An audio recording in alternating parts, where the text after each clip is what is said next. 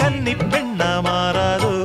மையேந்தும் கண்ண காட்டி மையல் தீர பேசாதோ முன்னாலே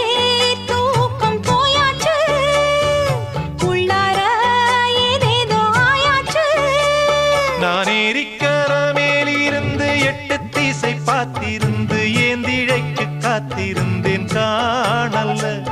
மணி 7 8 ஆன பின்னும் ஊரடங்கி போன பின்னும் சோறு தண்ணி வேணும்னு தோணல்ல என் தெம்மாங்கு பாட்டை கேட்டு தெங்காத்து ஓடி வந்து தூதாக போக வேணும் அக்கறையில நாம் உண்டான ஆசைகளை உள்ளார பூட்டி வச்சு திண்டாடி நிக்கிறேனே இக்கரையில